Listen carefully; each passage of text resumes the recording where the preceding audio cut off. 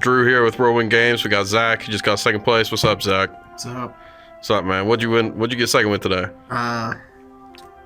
A really bad build of DDDs. Why is it bad, man? Come on, don't talk like that. Because we were tasked with playing Crossout in the build, so it's a 50-card build. Went undefeated up till like the last round, and we could have got it 2-0, but my brain's just not big enough, and I saw this. I didn't see the line. Okay, you did not see the line. Any comments before we start looking? Now let's just get into it. Word, man. What we got? Alright, starting off, we have, of course, 3 copies of Kepler. This searches basically all your contracts. 3 copies of Copernicus. This one lets you just Foolish Burial either a contract or a DDD. One of the new cards, Griffin. If you control a DD, you can special summon this from your hand. And then if he's Pendulum Summoned, you get to pitch a DD card from your hand, draw a new card. So you can cycle through if you drew into like the Necro Slime or something like that. And then 3 copies of the Swirl Slime because it's a starter and also an extender, since you can banish this to summon one from hand. Maxing out on all these because these are the ones that we do want to see. And then we'll go on to more of the one-ofs, and this is just some tech cards. So, 1 Orthros. Some list play 2. I was comfortable with 1. A couple of people like Pack and this dude named Jack YGO. Shout out. Yeah, I mean, for real, dude. Like, he's got like really long, informative videos about the deck, so I really like took inspiration from their list. We of course play the 1 Ragnarok, the 1 Rage, the 1 Cerberus to go with the Rage for the 1 card Kepler combo, and then the Thomas just for utility because you can scale this and one of the Griffins, and you can pendulum summon back like the Copernicus, for example, and then Griffin target like the Gilgamesh, increase its attack, and then put it in the extra deck. And then Thomas can just bring back the Griffin to your hand. That's just another way to search out the Griffin if you need to. Some of the spicy one-ofs, we got the Vice Typhon. I love this card. What is this thing? It's kind of like the second copy of Necro Slime, but it's only for fusions of level 8 or higher DDs.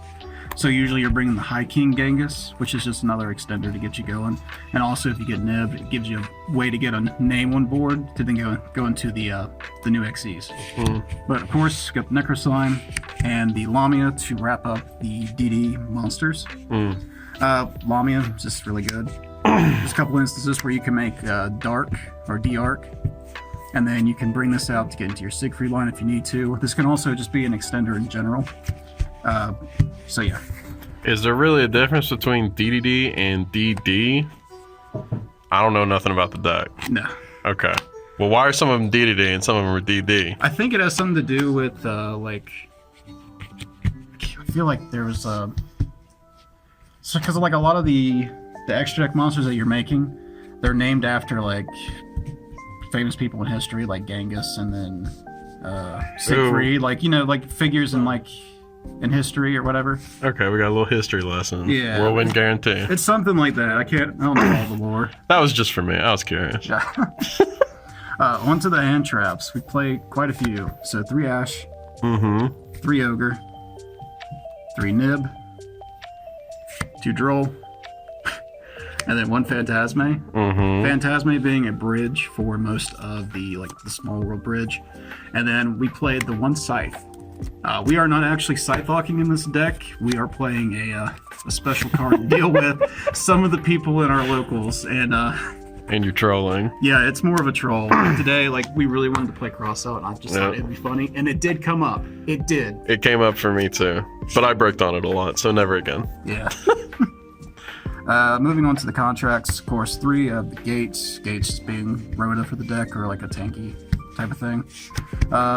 Swamp King, this is like a Miracle Fusion, just another way to extend. You can grab this off of some of the XEs. Then we play the Patent. Usually you want to send this with the King Tail, but it's also just a really good floodgate if you really need to, like, just use it. It's also great pitch fodder off the Griffin, because then you just get to add back anything from the grave or the face-up extra deck. Fun. Then for consistency, since we're playing 50, I wanted to play 16 starters. So we got 3 Rice Map. Trust the math. 3 Trust the math. 3 Small World. And then one for one, because this is just... Right, it's 1 for 1, It's yeah. a crazy-ass card. Okay, cool. Yeah. Like, there's round 2.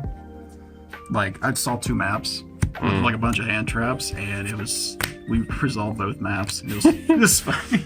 So you said Phantasme is for Small World. Yep. Okay. Okay, fair enough. So, like, if you have a... Say you have, like, a Lamia in hand, and you don't need Lamia, you go Small World, reveal this, then reveal the Phantasme. And then, since the only thing in common that this has with any of the other DDDs that we care about is the fact that they're dark. So that gives you access to Griffin, to Copernicus, to Kepler, so mainly all of your main play starters. I was playing the Eccentric at one point, but it just... I don't know, I wanted to try it. Fair enough. Surely there has to be something better out there, right? Eccentric's pretty good. Is there something...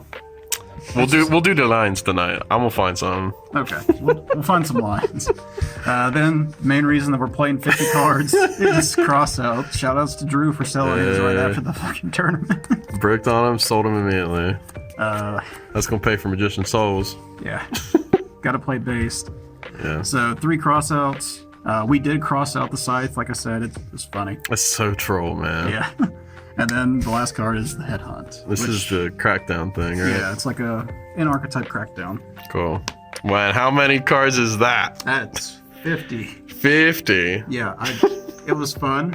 I don't know if I would continue playing it, but I felt so safe with Crossout, I want to say that. Right, you feel very safe. It's a very, like, safe card. Like, you can just put your hand on underneath the hammer and you know you're not going to get hurt. Right. We'll go into the extra deck, though. That's not how you phrased it earlier. Yeah. We have to keep it PG. The extra deck is pretty standard.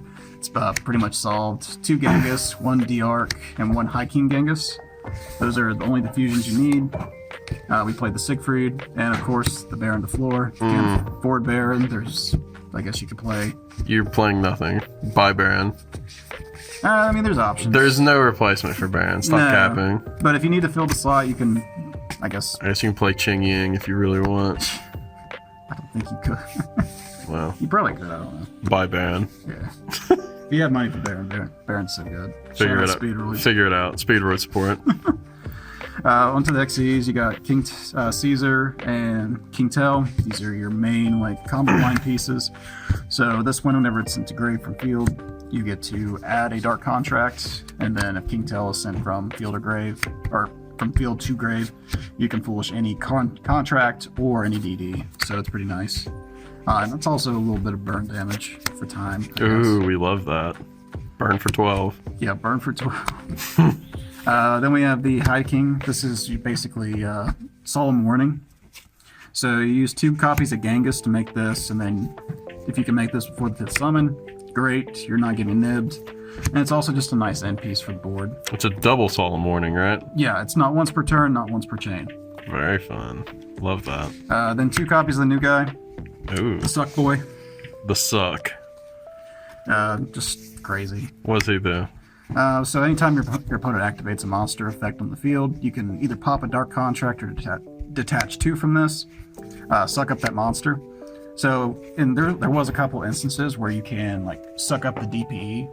That's the only thing they have on field, so their DPE just fizzles out or resolves without effect. Resolves without effect. Sorry. Come on. 2 is really good. If I could fit the 3rd in, I would, but yeah, 2 felt right. All right. We pulled the Ulti Zeus. Yeah. Oh my god. I probably won't have my hands on that for much longer, but yeah, sell it. I need the money. Sell your OTS Ultis. And then we have 3 copies of Gilgamesh because usually you can go through 3 in a single turn. Really? Yeah. I've done it, and it's not fun. Yeah, it doesn't seem very optimal.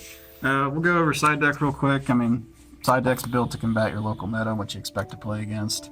Gamma Package, just amazing card whenever you know you're going second. Yep. 2 Token Collector, just because of all the based and how Corroridon stuff that's going around. 2 Lancia. So, like, there's some weird reasons for this, and I think it really stems from how pack worded it. So like there are like designated cards in the deck that we want to take out that we have like as flex spots when we know when we're going first or second. So that's really what I kept that mindset. So we're always putting these in going second, and then that gives us an option to either play 2 tokens, 2 Lancia, or 2 Imperm, depending on the matchup and whatever we need. If we need that extra monster negation, we got that.